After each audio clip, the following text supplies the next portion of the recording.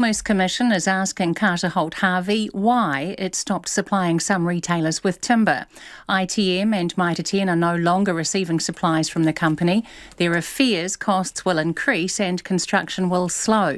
The Commission says Carter Holt had not warned that it intended to stop supplying some retailers. Professor of Construction Management at AUT, John Tukey, says the situation is littered with errors. It really leaves a lot of the small players in a bit of a pickle, basically, because they don't have sufficient, shall we say, strategic depth in their funding to be able to hedge against these sorts of variations. And obviously, the big players will do fine. John Tukey from AUT. In a statement, Carter Holt Harvey says it continues to meet its contractual obligations. The company says it's reduced the amount of structural timber it produces by about 10%, but is investing in a new plant to increase supplies next year. The Prime Minister says a new lockdown in Brisbane shows why New Zealand and Australia need to get the planning of a travel bubble right. Greater Brisbane goes into a 3-day lockdown in the next few hours after the discovery of 4 new community cases of COVID-19. The establishment of a 2-way trans-Tasman bubble is due to be announced next week. Jacinda Ardern says there will be situations where New Zealand will have to respond to cases in Australia. In the same way Australia's had to deal with cases in New Zealand, what's important is that we get all of the infrastructure we need to make sure we can respond quickly to keep New Zealanders safe. Jacinda Ardern says under the plan, travel could be halted to states that have an outbreak. Meanwhile, Jacinda Ardern is playing down the prospect of any government intervention to stop rents rising. Investors are warning last week's government housing package could push rents up further. The Finance Minister Grant Robertson says they'll keep a watching brief on any ongoing impact and will act if necessary. However, speaking this afternoon, Jacinda Ardern says the government has no further plans around the issue of rent and any discussion about intervention is speculative. The giant container ship that has been blocking the vital Suez Canal in Egypt for nearly a week has been refloated. The breakthrough has come after diggers removed 27,000 cubic metres of sand from around the Ever Given vessel. It's unclear how soon the waterway will be open to traffic. More than 300 ships are stuck on either side of the vessel. Workers at a South Auckland Nestlé plant are shocked about a proposed restructure that could see about 40 staff made redundant. The union Air2 says the company plans to send some products currently made in Wiri to Australia for manufacture. Katie Doyle reports. If the proposed restructure goes ahead, Air2 says redundancies would start in December. The union says it's come as a huge shock and will have a ripple effect on the South Auckland community. A spokesperson, Jen Natoli, says the situation is reminiscent of the Cadbury Dunedin factory closure in 2018. She says if the proposal is successful, Nestlé should work to ensure none of the affected workers are without a job come Christmas. Ko Katie Doyle, Tēnei. A Timaru rest home has been ordered to apologise to the family of a woman who died after staff failed to realise she was severely dehydrated and had pneumonia. The woman in her 80s had dementia and spent 4 months at the Radius Care Allerton village in 2018. Deputy Health and Disability Commissioner Rose Wall has found that she was failed by the rest home on multiple occasions. There was inadequate food and nutrition planning, and staff failed to undertake a skin scraping for suspected scabies in a reasonable time. But Radius told the investigation the care it provided the woman was reasonable and appropriate. It's 4 minutes past 5. The players in the first women's Super Rugby game in Aotearoa won't be paid like their male counterparts. The Blues and Chiefs will stage the first women's match between the two Super Rugby franchises at Eden Park on May the 1st before the corresponding men's fixture. The women's match is a one-off, but Waikato and Black Ferns midfielder Chelsea Alley would like to see a fully professional Super Rugby women's competition from next year. She says the players won't be paid for the match in May. At this point, it's just an exhibition match, so I think this will be us putting a stake in the ground and seeing how much the franchises want to invest in us in the future. Meanwhile, any hopes Highlanders loose forward Liam Squire had of returning to the All Blacks appear to be over, with an ongoing knee injury ruling him out of the remainder of Super Rugby Aotearoa. Squire had short stints on the fields against the Crusaders and the Chiefs early in the competition, but hasn't played since. Australia's professional sports leagues are scrambling to put contingency plans in place after Queensland authorities announced a snap 3-day lockdown from later tonight tonight in Brisbane to deal with a COVID-19 outbreak. In football, World Cup qualifiers, England beat Albania 2-0, Germany beat Romania 1-0, holders France beat Kazakhstan 2-0, Italy beat Bulgaria 2-0 and Spain beat Georgia 2-1. That's the news. Police are wary of dangerous call-outs. I don't know too many police officers who haven't at one stage of a career gone to an incident, paused, taken a big breath and then done our job. There's also a shortage of officers in Napier. There's simply not enough of them. They're not able to respond as quickly as they would like and in the ways that they would like. But could there be a simple fix? We do need more numbers. We've got recruits willing to join right now. Always on the beat. Morning Report, weekdays from 6 till 9 on RNZ National. Now the short forecast from Met Service to midnight tomorrow. Northland and Auckland showers with possible thunderstorms. Localised downpours are possible today for Waitomo to Taranaki, including central high country. Periods of rain, heavy at times. Thunderstorms possible for Waikato today and for Taranaki, Waitomo and central high country tomorrow. Gisborne and Hawke's Bay cloudy, occasional rain mainly about the ranges. Coromandel, Bay of Plenty, Hawke's Bay and Wairarapa, also Whanganui and Manawatu, scattered rain. Horowhenua, Kapiti Coast and Wellington, occasional rain. Nelson and Marlborough, fine spells, cloud increasing tomorrow with rain developing in the evening. For Canterbury, Otago and Southland mainly fine but a few showers inland, some possibly heavy in Otago and Southland today. Bulla, Westland and Fiordland, a few showers clearing south of Westport tomorrow. That's the end of the weather. RNZ National, it's coming up to 7 minutes past 5. Thanks, Susanna. Kia ora, this is Checkpoint and I'm Lisa Owen.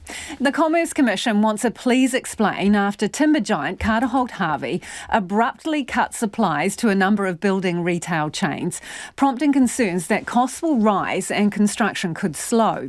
The company stopped selling structural timber to ITM and Mitre 10, but continues to supply some of the bigger operators. The Commission says it was aware of supply issues in the building industry. However, Carter Holt had not specifically advised the Commission of its intention to cease supply to some customers. And it says it will speak to Carter Holt to understand what is happening and the potential ongoing implications for competition. Meanwhile, the supply squeeze will end up hurting smaller building operators, according to one industry insider. Marty Very is the CEO of Red Stag Group, a privately owned independent timber company based in Rotorua. I asked him how bad the problem is. Well, we estimate there's a roughly 5 to 10% shortage in the market at the moment. We think it's probably a kind of a 3 to 6 month period of time for more supply to come back on, for Carter's to sort of get its capacity and stockings right. Plus, people are going to be able to utilise this new product coming into the market in about a month's time called cross-laminated timber. So between those things, we think it'll, that's about the size of it and the duration of it. So when you say potentially up to 10% shortage, who is going to feel that the most? Who's it going to hurt the most? It's mainly going to affect the ITMs and Mitre 10s and independent merchants that have been relying on the Carter Holt Harvey sawmills. So it's really important to understand that it's business as usual for a lot of the merchants, the placemakers merchants, the Carter's merchants. Red Stag has around about 25% of the framing market in New Zealand. We supply a lot of the big ITMs, a lot of the big Mitre 10s, as well as placemakers and independents. So they won't really be affected. It's really just those ones that have had the sudden cut-off by the wood product sawmills that are going to be most affected. Yeah, but that surely will mean there'll be some builders scratching their heads thinking, how am I going to finish this project, or can I even start the next one? Yeah, they're going to have to, talk to their merchant, see if their merchant's going to get supply or potentially go to other merchants. But, the challenge they're going to have is the merchants are going to be looking after their priority customers as well in the period of shortage. So any builders or anyone who's sort of shopped around too much or pushed too hard and been more difficult to deal with over the last period of time are probably going to potentially find themselves on the tail end of these shortages. Those with supply contract or good strong relationships will be fine. And again, this is just within certain ITM and Mitre 10 branches, not all of them. A lot of them will be fine because they're still getting the continuity of supply from Red Stag and the other Carter Holt mills. Marty, is that fair, just to cut people loose like that because they're not potentially your biggest customer? Isn't that kind of, damaging the market and potentially disadvantaging small business?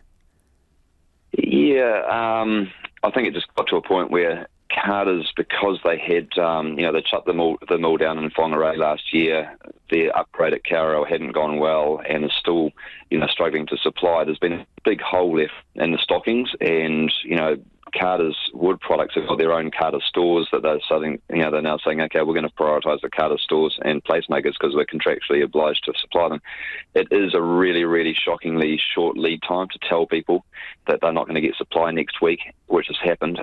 Especially a lot of those merchants have had, 20 to 25 year supply arrangements in place with those sawmills, and suddenly to be cut off is that's the surprising part about what's happened. Well, it takes competition out of the market, doesn't it? I can sort of see that they will, in time, get their sawmill up and running properly and start to replenish their contractually obliged supply chains. Whether or not they then offer what's left back to those customers that have been cut off, that's the big question. That'll be the determinant as to whether or not this is some sort of, corporate play to try to consolidate volume around the Carter's sawmills and the Carter's merchants. Rank's been trying to sell these assets for over a decade now, and it's left to be seen whether or not this is part of a kind of a play to try to trigger that sale. Okay, so you've mentioned the Whangarei mill being shut down and the other one not being up to pace as part of the problem here. How much of this is COVID? How much of it is freight issues? It's not a freight issue because these products are manufactured here and supplied here. We've got a building industry 12 months ago that was right at the top of its sort of natural, cyclical peak. It was running at 3 times higher than it was 10 years ago at the bottom of the GFC, right? So there's been a lot of flexing, a lot of capacity brought on stream. It was really topping out at that level. Then you've got COVID coming along, interest rates being slashed. Everyone thinks it's a great time to extend their house, buy a new house, catch up on construction for the housing shortage. But this is not a New Zealand-wide thing. This is a global issue that's affecting, Australia, the UK, Europe, parts of the States as well. And that's the reason why the product isn't really available to go and import as well. So it's not just a New Zealand thing, but it's been exacerbated by these kind of missteps by Carter's with the timing of the shutdown of the Whangarei mill and the inability to scale up successfully the Kawerau mill. How long have you seen it coming down the pipeline, this problem? Well, we've certainly seen it this year, ever since we learned that the Kawerau mill wasn't able to upscale sufficiently, and the delays and the struggles they've had down there. That was happening right at the time when the market had to be performing at its very highest capacity to keep up, and to have that on top of it is the problem. So, Marty, did Carter Holt Harvey just misjudge the demand? Well, I think everyone did. Really no one could pick COVID and the changing interest rates, and that just sort of peaked everything way over the top of what was already sort of a stretched cycle. And certainly, with hindsight, I think, it would have been better if they'd nailed that Kawerau upgrade before shutting down the Whangarei mills. But, I think they made that decision. And now what we have to do is just deal with it. And I think, between winter coming on, Kawerau and Carter's slowly getting their stocking levels right, the flex that Red Stag Timber will do and other sawmills to try to fill the gap, plus this new cross-laminated timber product coming into the market, which will add about 5% of the potential volume to the market for those who decide to take that up, and Kaingaroa is the best position to do that. We think that, across those things, the market should get itself back into order in the next 3 to 6 months. Is there any suggestion that any company is using COVID as an excuse to ramp up prices of timber? No, I don't think so. There's been a lot of price increases. Minimum wages, log prices have gone up over the last year. So most of the price increases, certainly on the timber side, have come as a result of that. Every quarter, I sort of get sent these price increase notices from cement and steel as well. So it's kind of it's an industry-wide thing, and timber's just catching up with it now. Can you appreciate that there will be a lot of people around the country scratching their heads saying we are a country that is rich in timber and forests. How can we possibly be having a timber shortage? The sawmilling capacity was capped out. It costs tens of millions, hundreds of millions of dollars to bring on major capacity in the sector. And so you don't invest that unless you can foresee the need for that capacity. And it was really stretched, and then COVID came along. And so, yes, we export a lot of logs, but it's not a log. The sawmills in New Zealand can get access to logs. They're more expensive because of the demand out of China, but it's not a log export issue so much as a sawmilling capacity issue driven by COVID on top of the cycle, plus these sort of missteps that Carter's have done. So, if you're a person who was thinking they were going to get something built, extended, renovated, you're telling us it's 6 months, maybe you think, before we come out of this supply issue. What's the advice? Should people put off projects for 6 months then?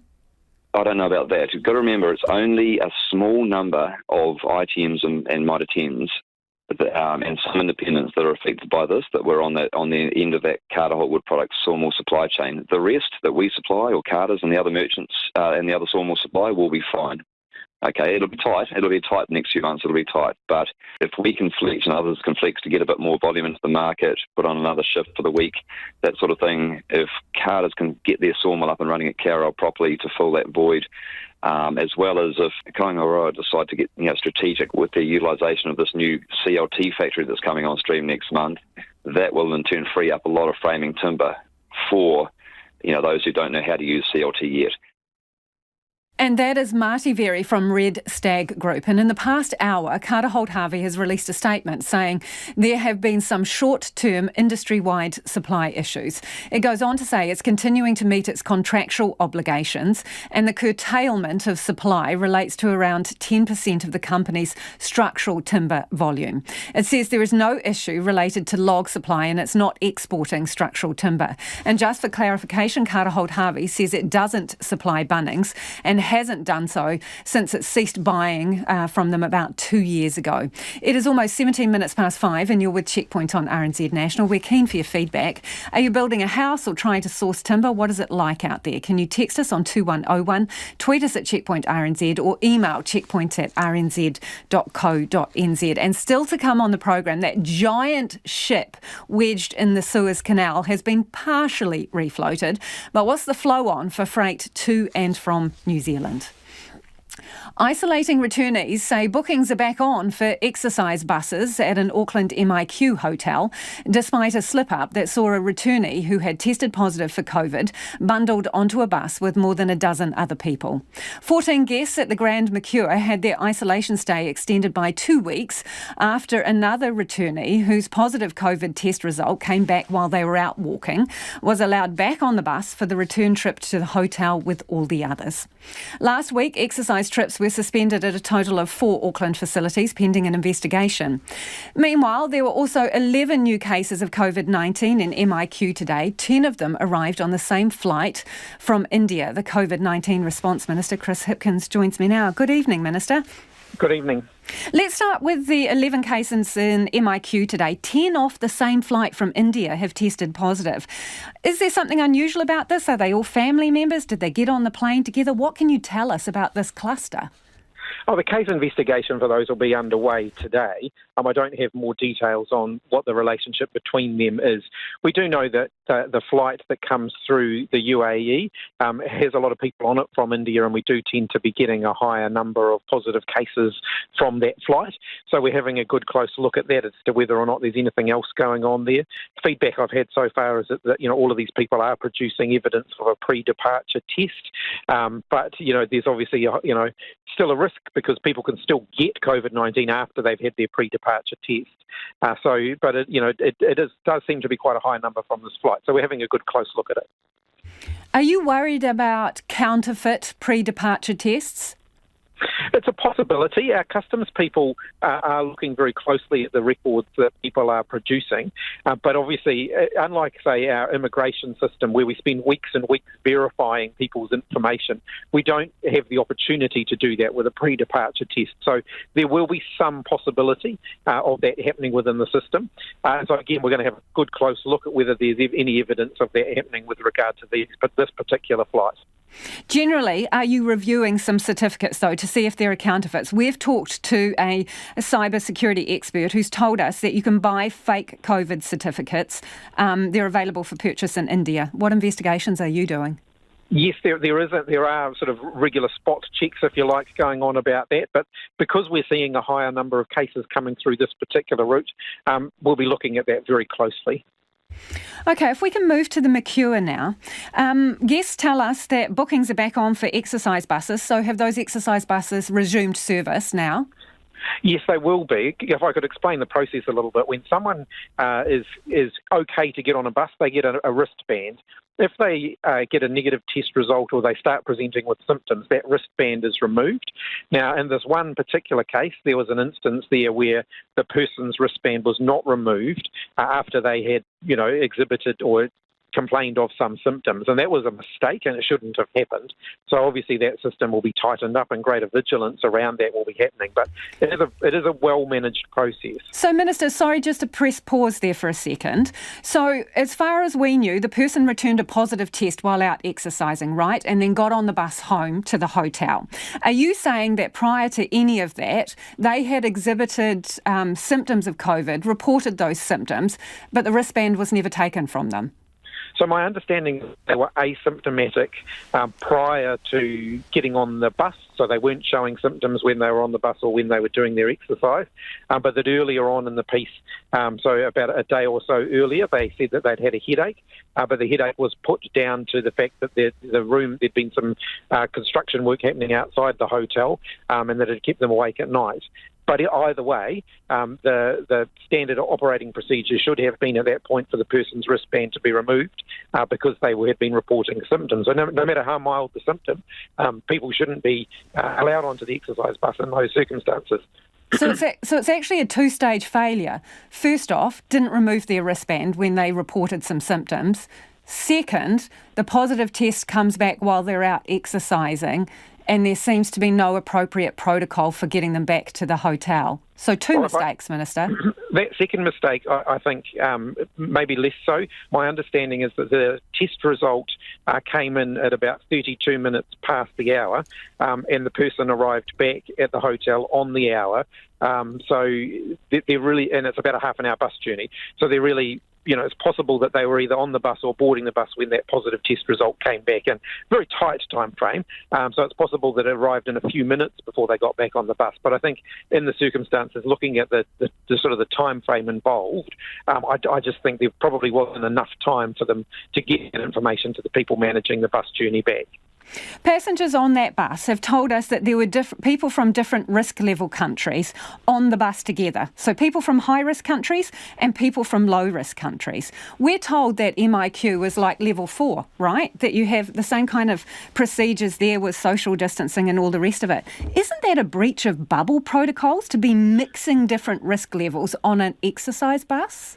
So my understanding is that, yes, there were some bubble breaches on the bus, including that people weren't wearing their masks, they were interacting with one another, they didn't sit in the same seat on the way to the exercise and on the way back and so on. So all of that is being carefully looked at, but it is apparent that with this particular bus journey, and this is one of the reasons why they've held people back from leaving, all of the protocols weren't followed on it. Well, Minister, you've now basically listed a litany of mistakes here. It's not just one or two. You're up to about 4 or 5 from what you've just listed off. Do you need to stop these exercise bus trips for good? So this is ultimately when we look at which managed isolation facilities we use and whether they have exercise areas and so on, then yes, we will look closely at whether or not we need to make some changes there. We still need to allow people the opportunity to stretch their legs. I mean, being in a hotel room for 2 weeks without being able to get out of your room is a long time, but we have to make sure that we're doing that very safely. Now, in this particular case, the standard operating procedures weren't being followed, and there are, as you pointed out, several examples of that. That's not acceptable, so that has been tightened up again before the bus trips have been resumed.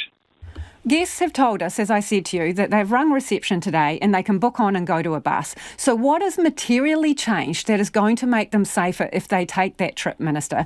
Because those trips were taken on hold pending an investigation, right? So what have you changed that is going to make that trip safer if they choose to take it? Well, ultimately, they've looked very closely at the procedures around this. They have tightened up the procedures around it to make sure that, all of the rules and protocols are being followed. So specifically, Minister, and I'm sorry to interrupt, Public Health told some of the people that they called on the bus that there was no seating plan on the bus. They had no record of where people had sat, and people mixed those seating positions on the way back. Do you have a seating plan now for the buses when they head out? So the advice I have been given is that, yes, there will be assigned seating on those buses. So why wasn't there assigned seating before? Well, their standard operating procedure said that people did need to sit at the same, the same seats on the way to and from the exercise. They needed to be distanced. They need to wear their PPE. And my understanding is that on this particular bus trip, there's evidence that that wasn't happening. How much confidence do you have in these bus trips? Look, they're one of the things that makes me nervous. At the moment, they're a reality that we have to live with because of the nature of, the facilities that we're using. But they are certainly one of the things that we'll be looking at closely at whether we continue to do them. Who's been let down here, Minister? Look, I think, ultimately you can't control completely for human behaviour, but it's clear that there were some people on the bus who weren't following the instructions they'd been given. Having said all of that, there should be systems in place to detect that and to make sure that appropriate action is taken. So some of the people on the bus have been let down by the system here. So will you stop using hotels that don't have exercise areas? One of the things that we're looking at as part of all of our negotiations around the hotels is what we can do to try and sort of reduce the number of journeys people need to take outside of facilities. So there's obviously discussion going on about that at the moment. This was a complete botch-up, wasn't it, Minister? Look, by anyone's standard. Like I said, there are some pretty clear operating procedures around how these bus trips are supposed to be handled, and it's clear that in this particular case, not all of those rules were being followed. Who is going to be held responsible for that? Look, ultimately, I'm the minister in charge of it, so I'm here answering all of your questions as fulsomely as I can. Yeah, but you're not in charge of operations, though, are you, Minister? That comes under MB, and that also comes under Brigadier Bliss. And in terms of everyday management of that facility, who is going to take responsibility for it? Look, it's a conversation that I have with them on a regular basis. Had another conversation with them about that today. I think they do accept responsibility for it. And, I think that they are working very hard to make sure that it's being fixed. So the people who get to stay an extra 14 days in there, are you going to charge them for their MIQ, or are you going to waive their fees? No, look, I haven't been asked to make a decision about whether the fees whether there are any people in that category who would otherwise be being charged. They certainly won't be charged any extra. Whether those who would otherwise have been charged have their fees waived, that's not a decision that's been taken at this point. Right, but are you going to consider that, Minister? Sorry, so I'm not just talking about the additional 14 days, which is because of procedural issues that arguably were not enforced or followed by people who were employed by, you. So the original 14 days that they were staying in managed isolation, are you going to waive those fees? Will you give that consideration given what's happened to them?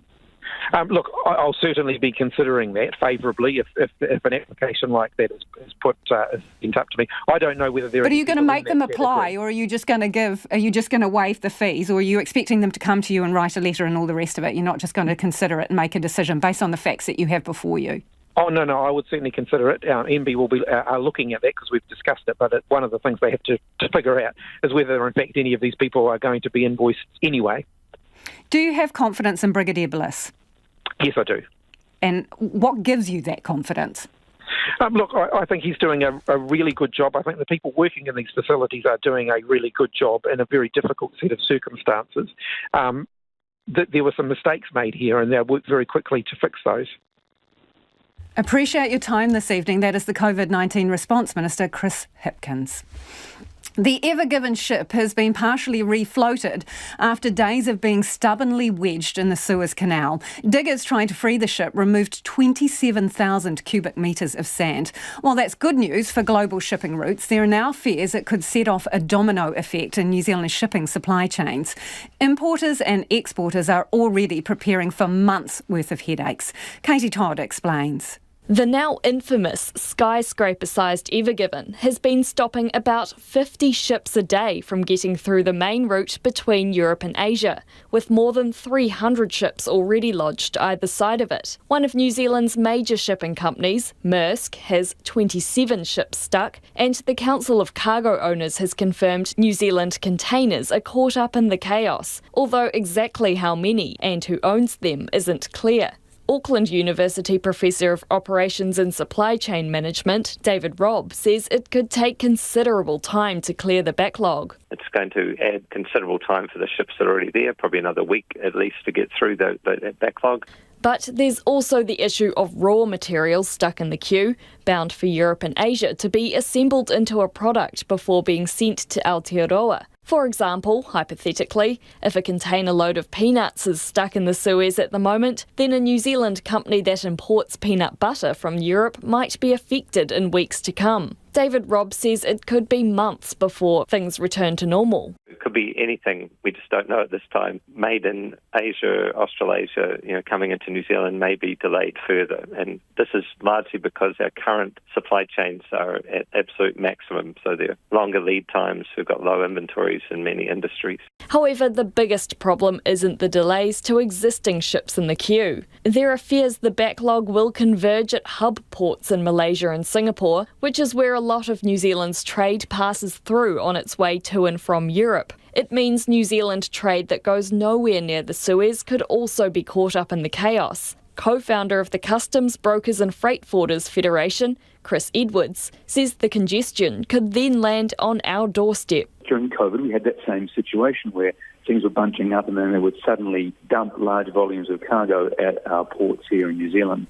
And David Robb says those cargo dumps are still being distributed. Importers and exporters have already got lengthy delays now. I mean, even if a container arrives, say, at Port of Tauranga, you're waiting around 3 weeks to move it up to Auckland on rail. There's that much congestion. So it'll just be another headache in what is already a pretty complicated supply chain.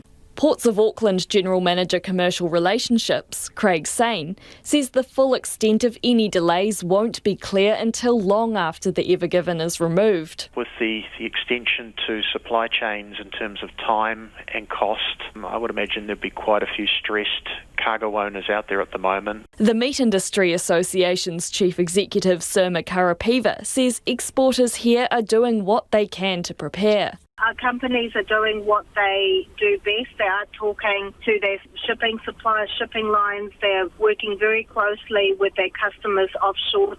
Chris Edwards says a year into the COVID pandemic, communication is improving between shipping companies and suppliers. For Checkpoint, call Katie Todd, TNA.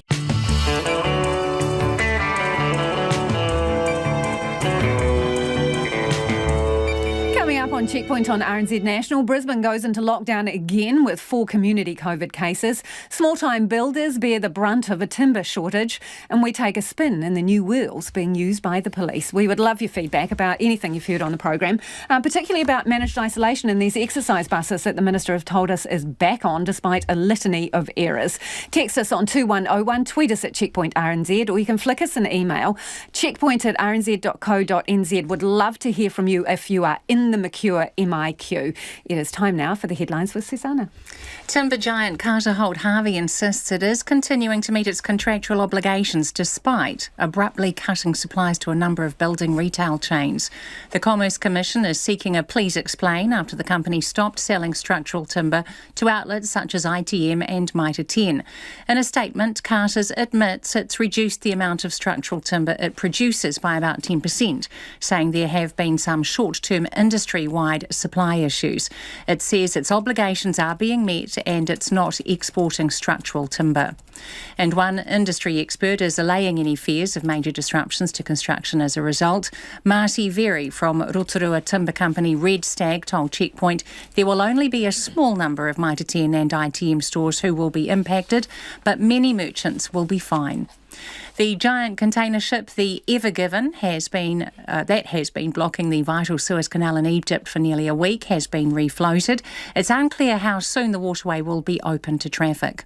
The Prime Minister, Jacinda Ardern, is playing down the prospect of any government intervention to stop rents rising. Investors are warning last week's government housing package could push rents up further. The Finance Minister, Grant Robertson, says they'll keep a watching brief and will act if necessary. However, speaking this afternoon, Ms Ardern said the government has no further plans around the issue of rent and any discussion about intervention is speculative. Greater Brisbane is going into a 3-day lockdown tonight because of 4 new community cases of COVID-19. Masks will be made compulsory, schools will close from tomorrow and people will only be allowed to leave home for essential reasons. The director of the troubled transport program Let's Get Wellington Moving has resigned. Andrew Boddy has stepped aside after an 18-month stint as director of the $6.4 billion project. It follows a recent report into the progress of the plan, which found it suffered from poor leadership and was at risk of failing. Those are the latest news headlines from RNZ National. Our next news and weather update is at 6. Thanks, Susanna. Kia ora anō. This is Checkpoint. Ko Lisa Owen Takawingwa. And it's time now to get to the business news with Nicholas Poynton. Nicholas, right, Sinalei.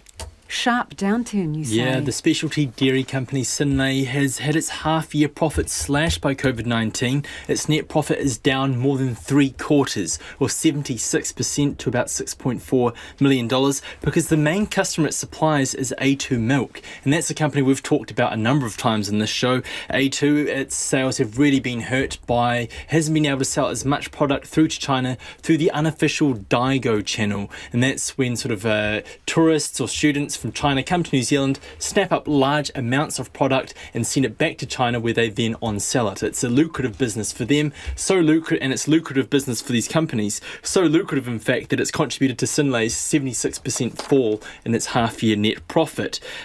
One of the things, it's worth mentioning that the company's revenue, that was up for the year, but that's due to contributions of a business that it acquired in the past 12 months. One of the things that did stand out in this company's half-year result was some of the comments it made around its debt levels. It says it met all its obligations, or the word they use is covenants, for the half year. That's essentially their debt to income ratios that they have to adhere to with their lenders, which is probably what you expect for a company that went to the market late last year to raise $200 million. That was to pay down debts and also fund growth.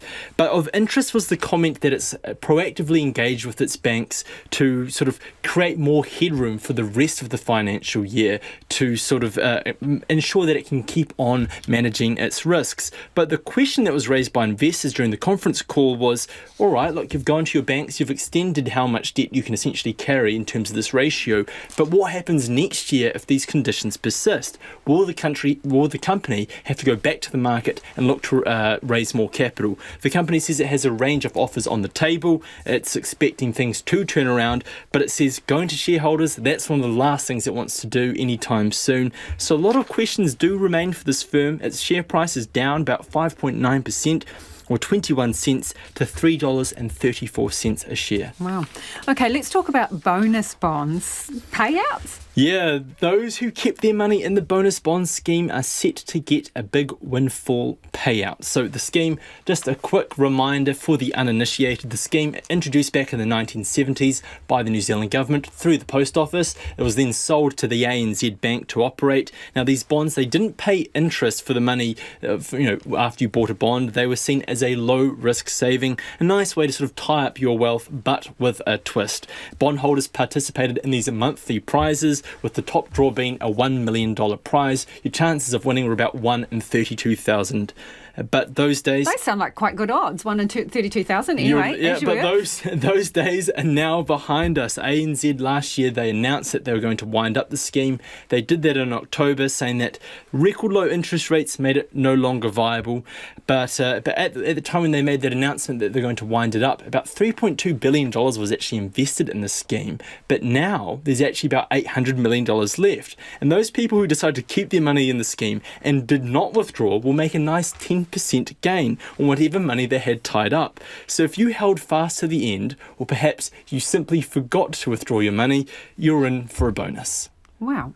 True to their word, bonus bonds. What numbers do you bring for the market? NZX is up 19 points to 12,368. The dollar's at 69.8 US cents and 92.6 Australian. Thanks, Nicholas. Nicholas Poynton with Business News there.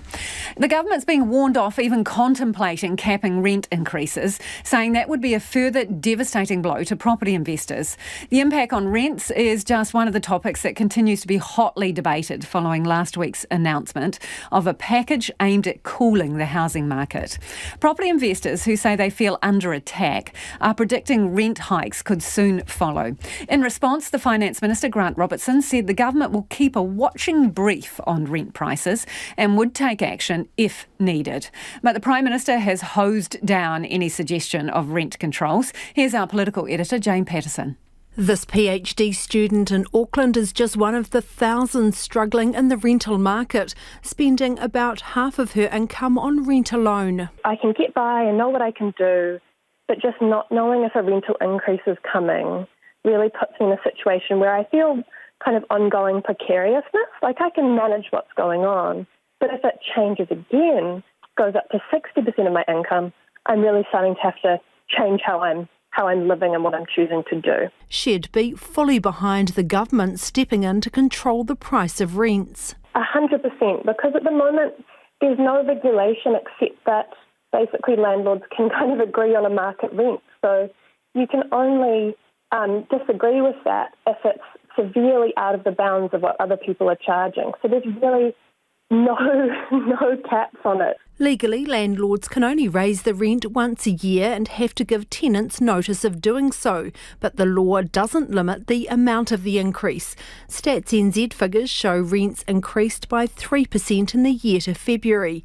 Prime Minister Jacinda Ardern says the government will keep an eye on any ongoing impact of the housing package, but was playing down the prospect of any government intervention. What we've seen in our rental market has not mirrored what we've seen with house price growth. In fact, more often than not, it's tended to mirror wage growth.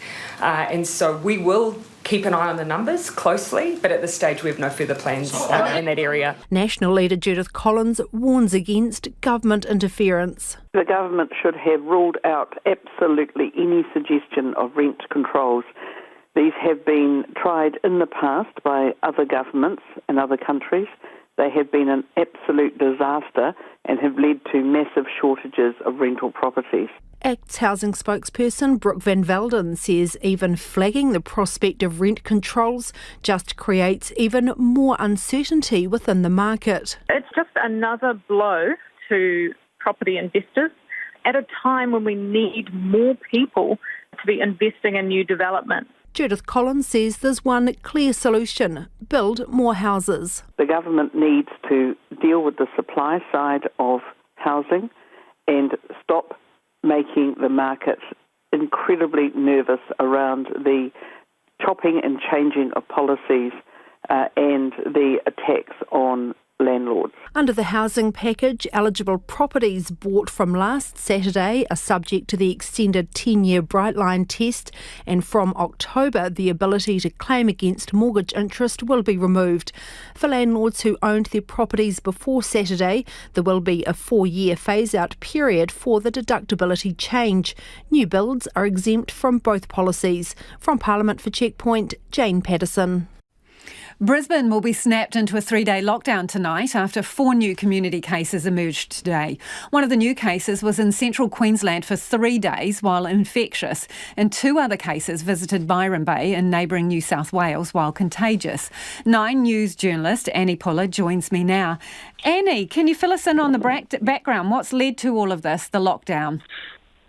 Well, Lisa, we've seen this cluster emerge over the past week, and we almost thought we were in the clear after yesterday the government came out and said that they'd made a mistake in contact tracing efforts and that a COVID party of 25 people actually didn't happen. They backflipped on that, and here we are thinking that we'll be fine.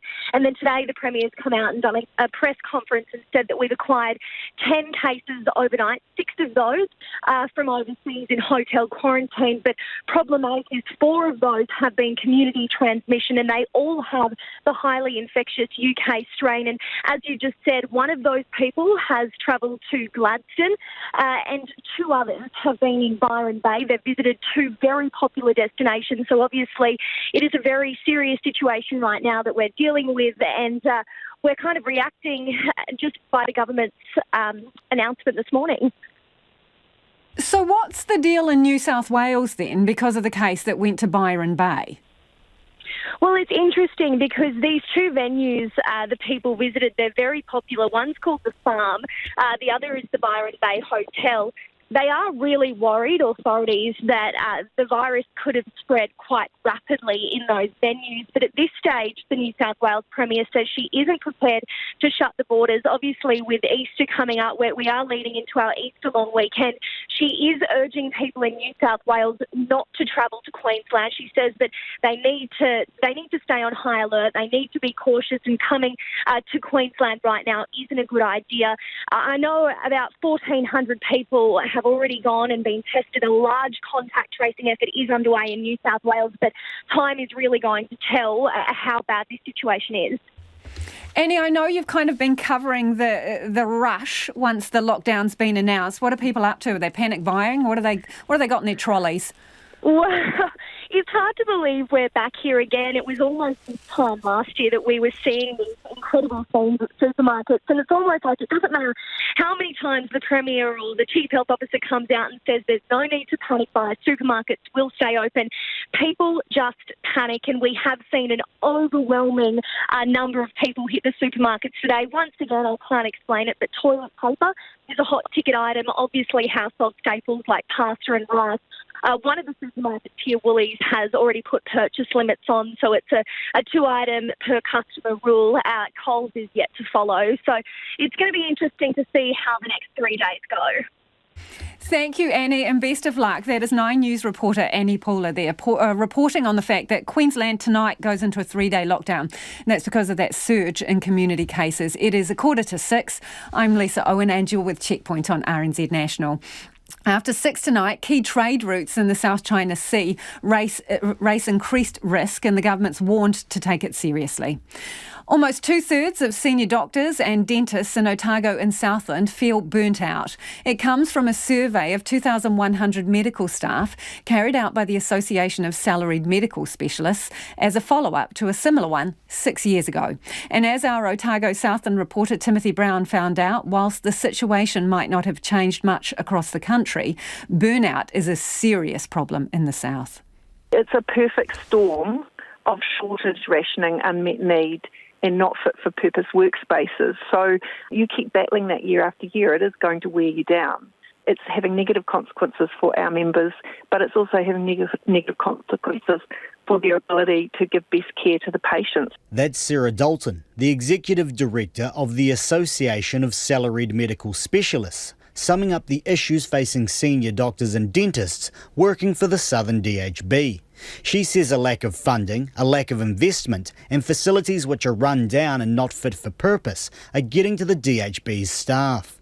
Ms Dalton says the issues confronting the Southern DHB are echoed elsewhere around the country, but survey results show more than 60% of the association's members are reporting feeling burnt out in the South. There is also a lot of frustration expressed to us from members at Southern about a combination of, the physical workspaces are cramped and difficult.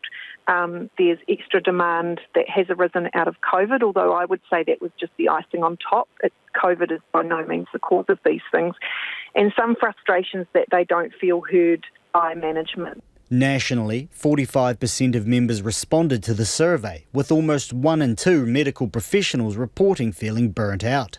But in the Southern District, more than 60% responded, underlining the issues there. Researchers often think that burnout surveys underreport, because if you're quite burned out, you're even less likely to respond. But yeah, it is interesting. I think certainly a lot of our members at Southern took the time to respond to the survey. So either way, it's a concern, whether it's an underreport or that people took the time to say, look, things are really difficult, we need to let you know.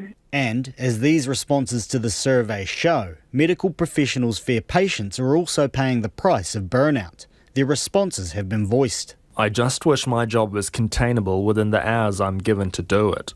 That is probably the single biggest stressor. The constant feeling that I have forgotten something really important and the to-do list is never completely done, and that I might not be providing the best care to the patients because I have too many things to do. I love my work. I love dealing with the patients.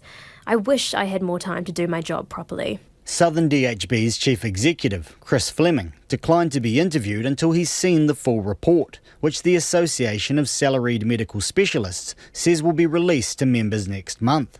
Sarah Dalton says while burnout rates haven't increased significantly nationally, there's also been no improvement since 2015, which is cause for concern. The disappointing thing for us is that, if anything, rates of burnout have just slightly crept up, except in one particular DHB where it's really leapt up. Any efforts employers have been making over the last 5 years to tackle burnout, often under the guise of well-being, have not been working at all for our workforce. So there's just a steady accumulation of fatigue and burnout. Ms Dalton says while there certainly needs to be more funding for the health sector, there also needs to be a change in attitudes, and the normalisation of long working hours has to change. She says other measures, like improving IT systems, will also allow senior medical professionals to better use their time. For Checkpoint, Timothy Brown. The Health Minister, Andrew Little, says he appreciates health professionals are working really hard and are under pressure.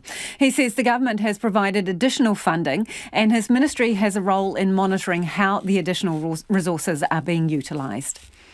Police have unveiled the newest addition to their vehicle fleet. The Skoda Superb will slowly replace the Holdens, which have patrolled our streets for many, many decades, with the full rollout happening over the next 5 years. 27 new car options were put forward for consideration and 12 were eventually tested by the police. The Czech automaker ended up securing pole position on the police checklist. Police Deputy Commissioner Javon McSkimming took reporter Ben Strang and camera operator Dom Thomas out for a spin in the new car. So what are the first impressions of this car? The first impressions is it's superb. Is that a specific line that you guys are trying to get across? Or? Well, it's not. I think it's a reflection of how well it did through the assessment criteria. So only in the last couple of days have I driven it. It's really 12 frontline officers that contributed to the decision that bought this car. What was the first car that you guys drove? You drove in the line of duty. An old Ford Falcon, actually. What was that like? Completely different than this. It had no driver aids, and I think today's vehicles provide so much more assistance in keeping people safe, whether it's a police officer or the member of the public, and we get the benefit of that in police. The Holdens have been around for a while. First time you got into one of those? Yeah, so I did that at police college as well. We experienced a number of cars, and again, every iteration of a vehicle, whether it's a Holden, a Skoda or any other vehicle we've got, we're looking for best of class in terms of what police need at any one time. This is the vehicle for police right now. Is it fair to say you couldn't have flipped from Holden to Ford? That would have caused a bit of a political firestorm with the motorsport community maybe?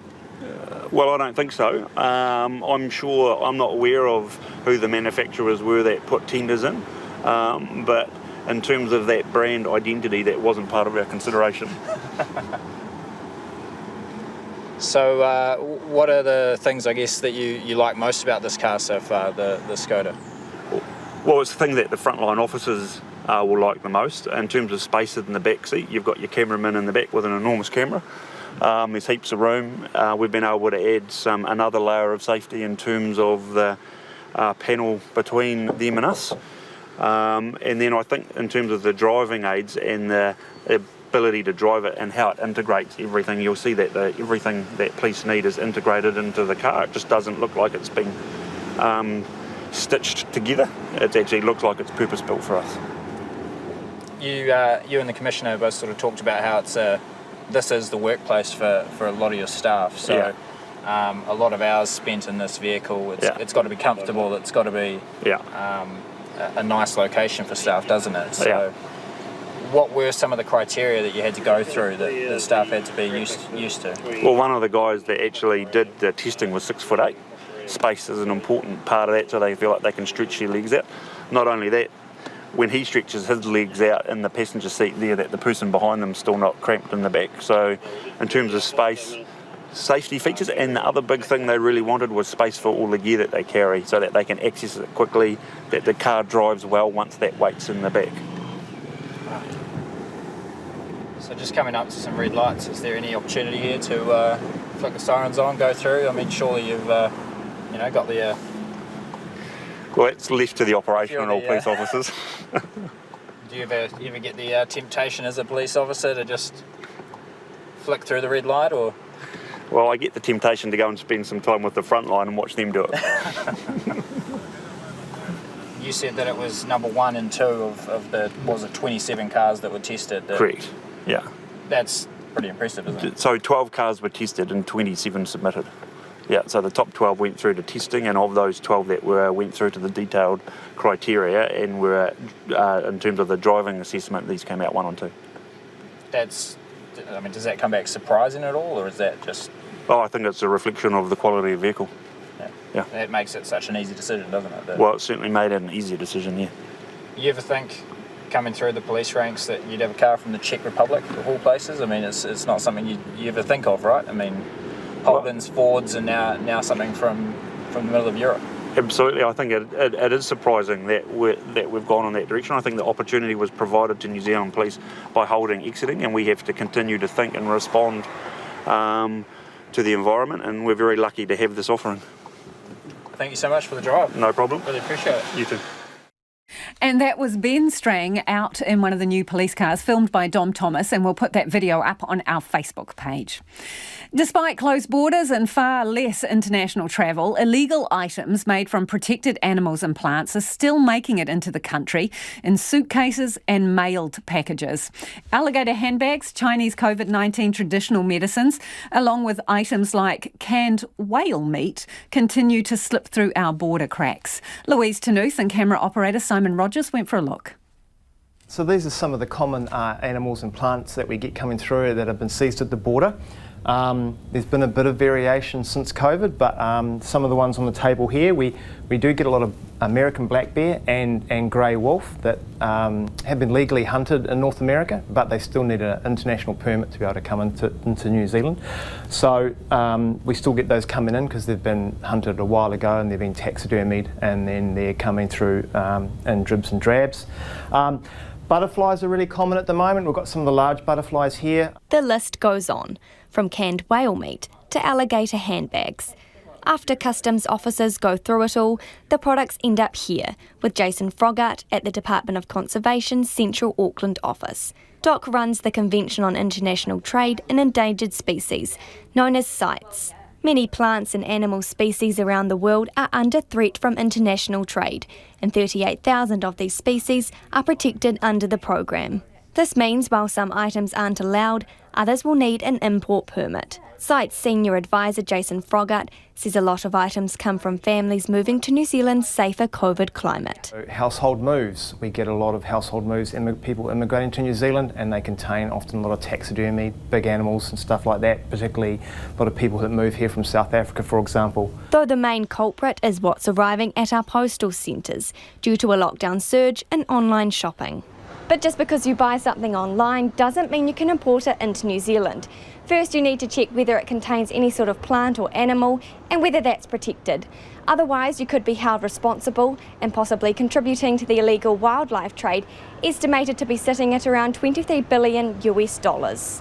Team leader of Border Operations, Clinton Turner, says it may not be illegal to obtain certain items in the country of origin, but without a permit to prove it, there's big consequences. DOC takes this type of thing very seriously now. There are quite hefty penalties under the Trade and Endangered Species Act for importing these types of items without the correct permits, and they can range from a warning through to an infringement notice of up to $800 or prosecution through the court. While some wildlife products like taxidermied animals are obvious, many people are surprised some medicines from overseas contain them as well. Chinese medicines are topping the list as people search for online products advertised as a protection against COVID-19. Species used can range from threatened plants or even parts of animals, such as tigers and pangolins. Clinton Turner says if there's any doubt, read the fine print, as it's not worth the risk. They get confiscated by our two border agencies, New Zealand Customs Service and MPI, and then our DOC CITES officers come in, assess the items and make a decision about it. And most often that decision is unfortunately that the item has to be destroyed. And with a Trans-Tasman bubble looking likely soon, airport officials and DOC expect the coming months will be even busier. Mo te hōtaka o te ahiahi, ko Louise Tanuth, aho. And that piece from Louise, filmed by Simon Rogers, will be online if you want to check out some of the things people are bringing in. Now, a lot of feedback on our earlier interview with Chris Hipkins and the MIQ exercise buses. This person says if the people running MIQ were running the International Space Station, they would have lost all the air long ago. Most of you are saying they need to can these bus trips. These are to parks so people can walk around. People who are subsidised by New Zealand taxpayers to return to New Zealand need to accept a requirement to stay in their rooms for 2 weeks, says Margot. This listener says, stop the exercise buses, it's a no-brainer. MIQ buses are clearly an area of elevated risk. If we're trying to minimise risk of COVID spreading, why do we have an avenue by which risk is increased? Another person says, wow, that exercise bus was a complete shambles. Let's stop looking at changes and stop the madness of MIQ exercise bus trips. We do not have to have them. Another one says, returnees have to take responsibility as well. RNZ News at 6 ngā nui ko Susana Leatawa. In breaking news, 2 men have been found guilty of murder and aggravated robbery over the Red Fox Tavern shooting more than 30 years ago. Publican Chris Bush was gunned down at the pub in Maramarua in October 1987, and the offenders fled with tens of thousands of dollars. For the last 7 weeks, Mark Hoggart and another man with name suppression have been on trial in the High Court at Auckland. The pair were arrested in 2017 after the police began reinvestigating the high-profile cold case a year earlier. The jury returned its guilty verdicts on the murder and aggravated robbery charges after 18 hours of deliberations. Carter Holt Harvey insists it hasn't broken any supply contracts despite halting timber supplies to some retailers. The company admits it's reduced the amount of structural timber it produces by about 10%, which will impact some ITM and Mitre 10 stores. However, it says it's been investing in a new plant and expects to increase supplies next year. Building industry interests have suggested the current reduced supplies will push up prices and hurt small building firms the most. Carter Holt Harvey says contrary to reports it does not supply Bunnings and does not export structural timber. Stricter measures will be put in place for people in managed isolation who are taken by bus for exercise. 14 people at the Grand Millennium had their stay in isolation extended after they shared a bus ride with a guest who was later found to have COVID-19. The Health Minister Chris Hipkins says some passengers were not wearing masks and others didn't stay in their bubble or moved seats on the return journey. He believes the bus rides give people much needed time outside, but has some reservations. Look, they're one of the things that makes me nervous. At the moment, they're a reality that we have to live with because of the nature of, the facilities that we're using. But they are certainly one of the things that we'll be looking closely at whether we continue to do them. Chris Hipkins. The Prime Minister is downplaying the prospect of government intervention in the price of rent. The government unveiled its package of housing reforms last week, which investors are warning could push up rents further. The Finance Minister Grant Robertson says the government will act if necessary. The opposition says even the prospect of government intervention puts more uncertainty into the market. Jacinda Ardern says talk of rent increases are speculative, but the government will keep an eye on prices. What we've seen in our rental market has not mirrored what we've seen with house price growth. In fact, more often than not, it's tended to mirror wage growth. And so we will keep an eye on the numbers closely, but at this stage we have no further plans in that area. Meanwhile, the Prime Minister is hinting there will be a further increase to the minimum wage next year. From Thursday, the minimum wage will rise to $20 per hour. Jacinda Ardern says the increases over the last 4 years have been a recognition of the need for a catch-up for people on the lowest incomes. The container ship blocking the Suez Canal for almost a week has been refloated. Diggers removed 27,000 cubic metres of sand to free the Ever Given vessel. Rescue teams will continue straightening its course to ensure it can move along the canal again. A Timaru rest home has been told to apologise to the family of a woman who became severely dehydrated and died. The woman, who had severe dementia, lived in the Radius Care Allerton village in 2018. Emma Hatton reports. The woman, in her 80s, lived in the facility for about 4 months, but the Deputy Health and Disability Commissioner, Rose Wall, found the village failed her many times. Staff failed to identify and respond to signs of dehydration and deterioration, and she waited over a week to get checked for scabies, during which time she was kept in isolation. On admittance to hospital, she was diagnosed with chronic renal impairment and also pneumonia, and died the next day. Radius told the investigation the care it provided the woman was reasonable and appropriate. This is Emma Hatton.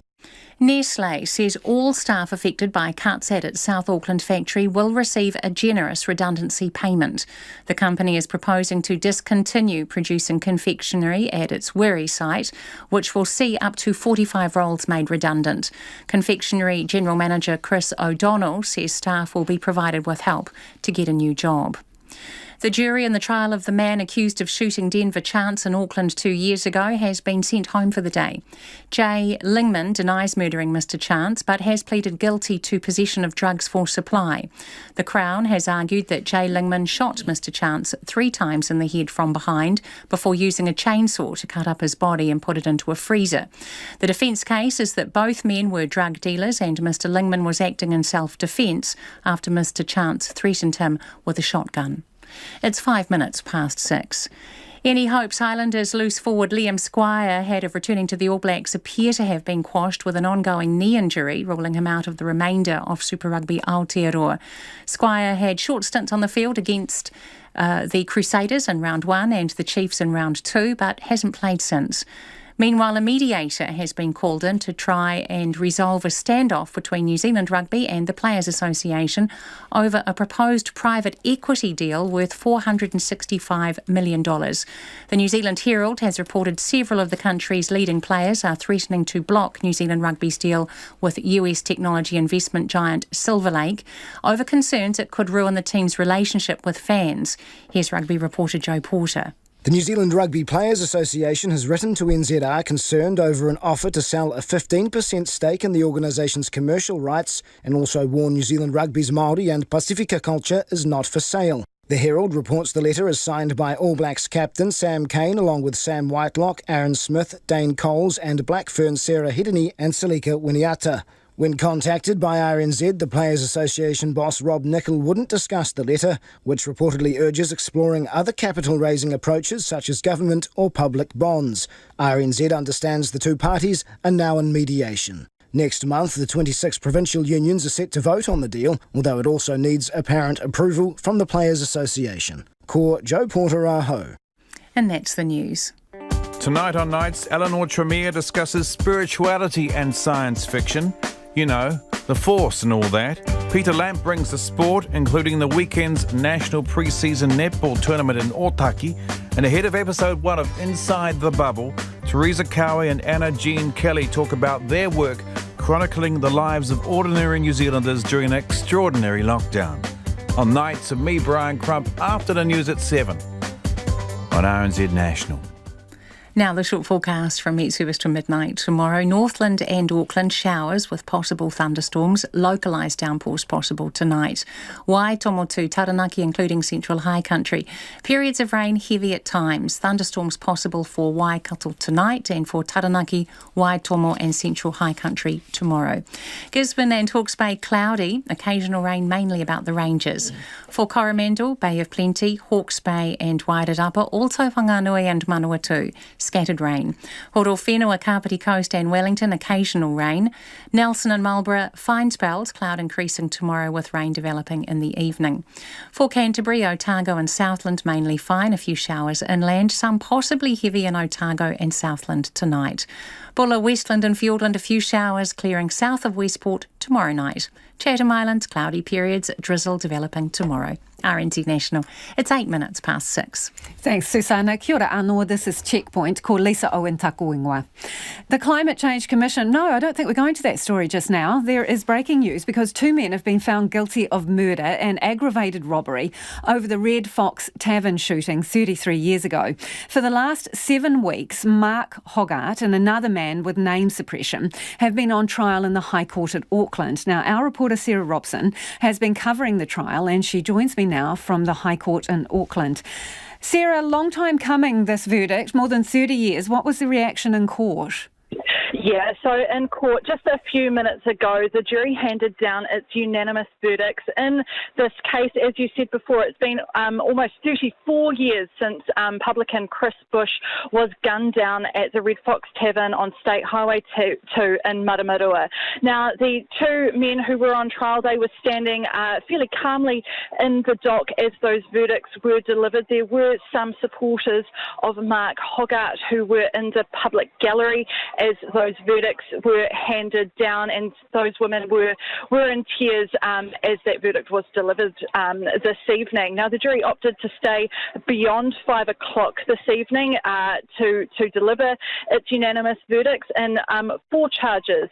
So each of the 2 defendants was facing a charge of aggravated robbery and a charge of murder. So how long did the jury take with this? Yeah, so the judge actually summed up the case to the jury back on Thursday last week. So they headed out to begin their deliberations back then. So it's been 2.5 days, 18 hours that the jury has been in the jury room deliberating its verdicts. Of course, this trial has been going on in the High Court in Auckland for the last 7 weeks. But over that time, we've of course had 2 COVID-19 lockdowns, which have caused some disruptions here in terms of when the jury has been able to sit and hear that evidence. And what about Chris Bush's family? Chris Bush's wife, Gay, she had been in court for the first day of the trial, first couple of days, but she has not been back to court since, and we will be expecting potentially a statement from police with information about the family potentially. Sarah, obviously throughout this trial we've known the name of one person. Does the other one still retain their name suppression? Yes, the man with name suppression does have continued name suppression, so he cannot be named at this stage. And what happens from here? So the 2 men will be sentenced in the High Court on the 7th of May at 9 a.m. And of course we'll be at that sentencing and bringing you all the details. Thanks, Sarah. That's Sarah Robson, who is down at the Red Fox Tavern case where, as you were saying, after 33 years, charges were brought and the jury has just returned guilty verdicts against the 2 men involved in that killing. A shortage in supply of timber for building projects is being labelled a comedy of errors. That's going to cause a lot of stress and hardship for small-time builders. Supply constraints means Carter Holt, one of our biggest timber manufacturers, has stopped selling structural timber to ITM and Mitre 10, prompting fears costs will increase and construction will slow. Eva Corlett has the story. Jamie Coleman is the director of Wellington-based building company Namlock Build Limited, which focuses on renovation work. His staff of 6 regularly rely on Bunnings for their wood supply, but by chance began using placemakers recently. So yes, it will have an effect, but I'm not hugely worried about it just because I'm the type of person that sort of rolls with the punches and sort of problem solves rather than kind of worrying about it. While Mr. Coleman isn't worried for himself, he says others will be. A lot of this can be solved by just being way ahead of the game. I'm having to order key materials before my guys even turn up on the start date. Or on our day one, my guys are ordering key components on day one for a month away. And anyone that isn't that organised or can't be that organised will suffer because they can't get things tomorrow like they would have been able to used to do. Builders Crack is an online platform that pairs customers up with tradies who can do anything from building a house to fixing a lock. It has more than 30,000 tradespeople on its books. Its spokesperson, Jeremy Gray, says members are frequently dealing with supply shortages and delays in the wake of COVID-19, but can usually find creative ways around it. But that changes when it's a structural timber shortage. That changes the situation from there being less choice to there actually being no choice. The material isn't available, the job cannot proceed. So we haven't sort of seen that severe of a situation yet, but time will tell how this plays out. Mr Gray says smaller operators will need to take on more work to keep their pipeline of jobs running, and that can cause stress for all involved. Anything that causes tension between builders and clients is just as difficult, because ultimately it's not the builder's fault that materials aren't available, but often clients vent their frustrations with their builder about that.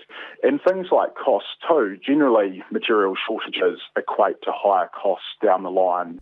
Mr Gray says it's also very difficult to plan projects when overseas shipping delays can leave builders waiting on suppliers for 6 months or more. Professor of Construction Management at AUT, John Tukey, says the situation is a comedy, or rather tragedy, of errors. There's been an escalating series of demands coming into the marketplace simply because of the escalating numbers of consent approvals that have wound their way through council in various different domains, particularly in Auckland. At the same time, the various different timber mills over the years have been closed. But he is hopeful the industry will eventually right itself. Nature abhors a vacuum. If there is a deficit for whatever reason, then there will be a lot of commercial entities that will strive mightily to rectify that vacuum, because obviously there's an opportunity to make a coin out of it. But it's certainly thrown the cat amongst the pigeons in terms of the smaller house constructors, simply because they're working very much more hand to mouth. Red Stag is one of Carter Holt Harvey's biggest competitors. Its chief executive, Marty Very, says it would have been hard to predict just how disruptive the pandemic would be. He says the best thing the government can do to help builders is use cross-laminated wood, which is different to structural timber in its public housing builds. The biggest user of that product in New Zealand is Kaingaroa. So if the government was going to think strategically, it could really focus Kaingaroa's attention on cross-laminated timber and utilising as much of that as possible, which would free up framing timber for the rest of the industry to use. Meanwhile, the Commerce Commission will look into Carter Holt Harvey's decision to supply some retailers and not others. Mō te hōtaka o te ahiahi nei, ko Eva Colette tēnei. Military leaders say trade routes in the South China Sea face increased risk, and New Zealand can't be complacent about it. The two-day Asia-Pacific Security Innovation Summit has attracted influential military, diplomatic and other officials from around the world to discuss security. Tess Brunton was at the summit in Queenstown today, and she filed this story. The pandemic hasn't put a stop to the security threats faced in our region. That's from Asia-Pacific Security Innovation Forum Chair Dr. Anita Abbott, who says there's a growing security risk in oceans, particularly in the South China Sea. Many players are arming themselves. What for? Is it for cooperation, competition, or for shared interests? For example, securing the maritime from piracy or from terrorism? Or is it for securing sea lanes for energy? The South China Sea lies between China, Taiwan, Philippines, Vietnam and Malaysia. 5 years ago, an international court rejected China's claims of sovereignty over the majority of the water mass.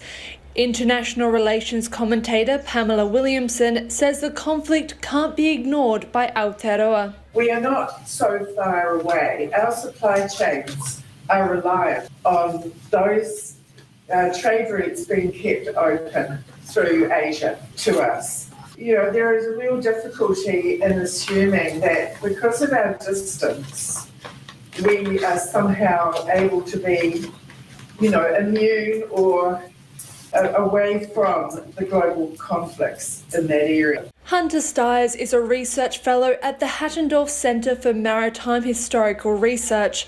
He says the US and its maritime partners, including Aotearoa, depend on access to the sea for security. So if China is successful in undoing the freedom of the sea, and if they then are successful in shifting trade ashore to the continental trade corridors they're building in the interior of Eurasia through the Belt and Road, the United States and our maritime partners will be left on the outside essentially constitutes a Eurasian continental system that is dominated by China. Last month, China introduced a new Coast Guard law that allows them to forcibly board non-compliant foreign vessels they claim are illegally engaged in economic activities in waters they claim, and gives them more powers to use force if they deem it necessary.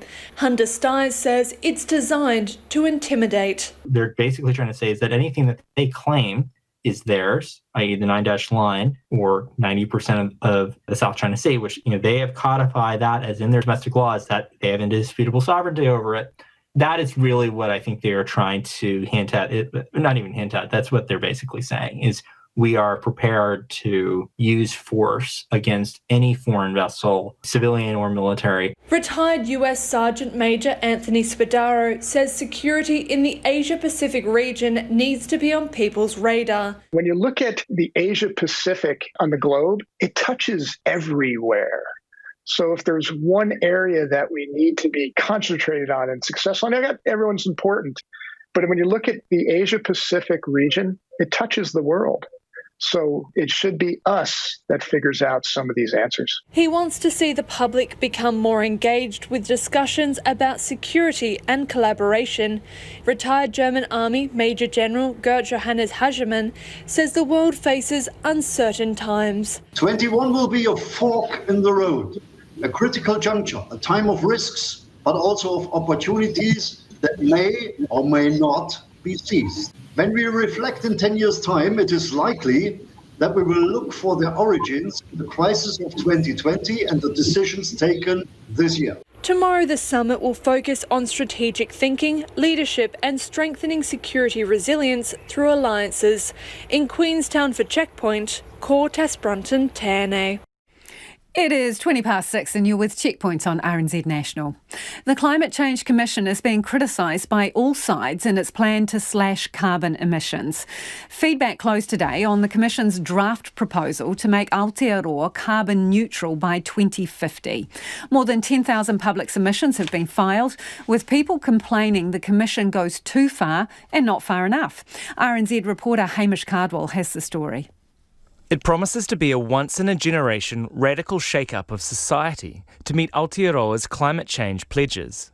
The Climate Change Commission's goal is to drastically cut greenhouse gas emissions to net zero in 3 decades to try to tackle the catastrophic effects of climate change. Think far fewer fossil-fuelled cars, no more gas hobs in new houses, potential cuts to herd numbers, and increases in renewable energy. The plan sparked a flood of submissions in its final days, nearly doubling to more than 10,000. While many say there is some good in the plan, it is also being labelled underwhelming and unambitious. Climate Zero spokesperson Pranaya Thaker says for a little country, New Zealand has large emissions and we need to set tougher targets. It's irresponsible of us to not do more. The pathway that the Commission has laid out for methane, it's pretty much the least ambitious pathway they think would tick the box, which we think is inadequate. I think we need to do much more. The Commission plans to phase out importing fossil fuel-powered cars. But Matt Lowry, from transport and urban design blog Greater Auckland, says this will be a huge struggle. He says instead the Commission needs more emphasis on mass public transport options, as well as walking and cycling. If we're to get anywhere near our targets that have been set, we're going to need to do much more in other areas, and that means getting more people on buses and trains and ferries, getting more people on bikes, encouraging more people to walk further, and that will require changes not just to transport, but other urban form issues and how we plan our cities. The freshwater ecologist Mike Joy of the Better Futures Forum says the fossil fuel binge is pushing the planet beyond its limit to sustain human life. He says the Commission needs to radically change approach and drastically cut consumption and the need for relentless economic growth. We cannot carry on. So trying to fix the problem that we have, just tinkering and not fundamentally changing the way we live, will not achieve what we need to achieve to have a future. The report says herds will have to be cut by 15% unless the dairy sector can cut methane emissions, which the Commission says can be done with tech and productivity gains. But the chief executive of Dairy NZ, Tim Mackle, says the Commission is being overly optimistic, and instead, milk production will likely fall 13%, which will be a blow to the economy. New Zealanders need to be eyes wide open on this and really understand the true cost to make informed decisions about the investment and the pathway forward, and that's really what we're calling out. The gas and oil sector says the draft plan focuses unnecessarily on banning things to reduce gross emissions, rather than letting them be offset. The senior economist for the right-wing think tank New Zealand Initiative, Matt Burgess, says the Commission's reforms are radical, difficult and expensive and will unnecessarily damage the economy. He says current policies, including the emissions trading scheme, the ETS, will get Aotearoa to net zero by 2050 anyway. The ETS should be given a chance to demonstrate that it is effective before the Commission proposes sweeping reforms. We also think the Commission needs to be a lot more transparent. It should be clearer, it should be releasing more of its model. It's withheld certain portions of its model until July. We're not sure why. He says New Zealand should commit to spending the least amount necessary to meet its targets. The Commission's Chief Executive Joe Hendy says there is broad support for moving to a low emissions economy, and it is now a question of working out how to get there and how quickly. The Commission's final advice to government is due May 31st. For Checkpoint, ko Hamish Cardwell, TNA. Millions of sunflowers on a South Canterbury farm are just weeks away from harvest.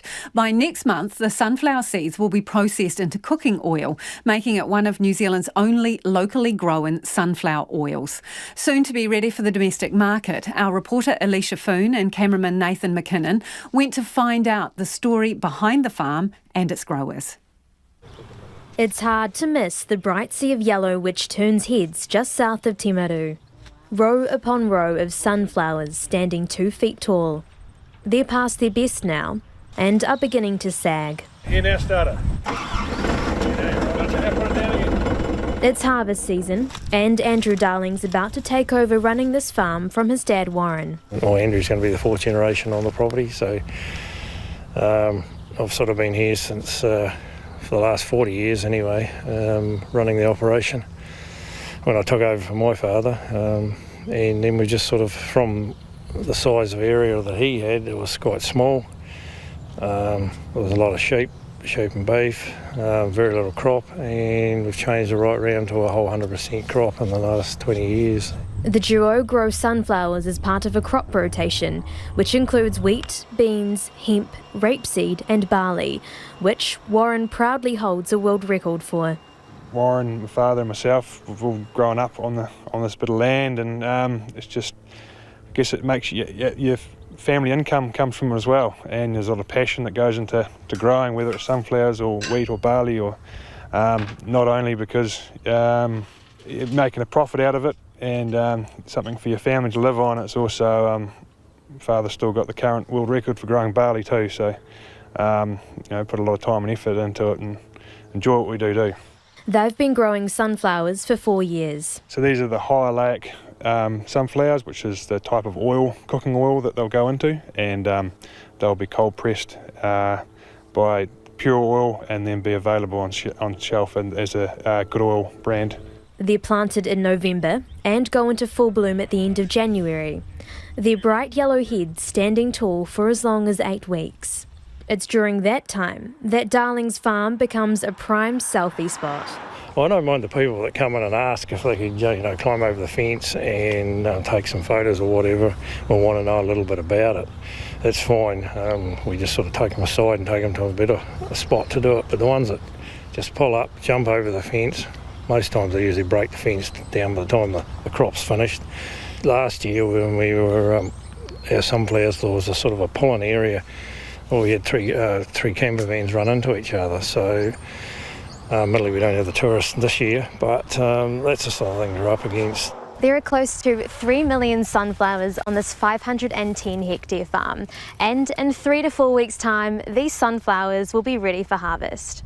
The flower heads will soon be harvested before the seeds are artificially dried. With sunflowers, we'll probably only use 1 silo, but we can store there until it's ready to go through the dryer, which we can process up to 15 tonne an hour. This is sunflower seeds that are just about to go through the drying process. So they'll be heated up and dried down. They're probably about sort of 20% moisture now, and they need to be down to 9 for delivery. So just going through that process now. The Darling men then deliver the seeds to Pure Oil, where they're turned into good oil sunflower oil. How many bottles of sunflower oil would the farm be producing? I think it's about 25,000 on a rough guess on a good yield. Yeah. And you've tasted this sunflower oil, what's it like? Yeah, it's great. It's good for cooking, good for cooking with your steaks, and also can be used on a salad dressing. Yeah. And my wife uses it at home quite a lot. Sharing in the fruits of their labour, living and working together. The Darling family know hard work pays off. As long as the beer at the end of the day, it works quite well. No, it works good. They sort of, well, both the boys, when they're working here, sort of realise that I've done my 40 years. I've learned a lot. Probably got a lot of knowledge that I can pass on to them as well. Plus they're bringing in new ideas as well. So we are good. We are able to sit around the table and discuss it all. They'll be working every day in the lead up to delivering the sunflower seeds next month, before they're processed, bottled and ready to be poured out as liquid gold. For Checkpoint, ko Elisha Foon tēnei. If you were listening to that on radio and want to check out Alicia and Nathan McKinnon's video there, we'll put it up on our Facebook page so you can look at the pictures. Now, a lot of feedback still coming in on the MIQ and the bus trips. This person says, do returnees not have to take responsibility as well, i.e. not booking for exercise when they're symptomatic? I take it these are adults who are privileged to have returned to New Zealand. Plus, I hear that staff in our MIQs are pleasant, kind and empathetic to returnees. I understand your point, Claire. The other issue is that some of the people on the bus did follow the rules and were unwittingly exposed to someone where the protocols hadn't been followed. This other person says, well, I love to exercise. Isolation is isolation. Stay in your room for 2 weeks and stop the risky practice of shifting people around for exercise. Crazy. And this on timber and the shortage. A large sawmill closed, losing 200 jobs recently. They can't compete with Carter Holt. RNZ News headlines at 6:30. After a 7-week trial, Mark Hoggart and another man with name suppression have been found guilty of murder and aggravated robbery over the historic Red Fox Tavern shooting in Maramarua. Buses taking guests at MIQ facilities to exercise areas have resumed, but safety regulations will be reviewed. More than 40 jobs are on the line as confectionery giant Nestlé looks to downscale operations at its factory in South Auckland. The huge Evergreen container ship has been refloated after being wedged in Egypt's Suez Canal for nearly a week. Our next news and weather is at 7. Take the pulse of the day's news every weeknight at 10. What about these ships that come to New Zealand?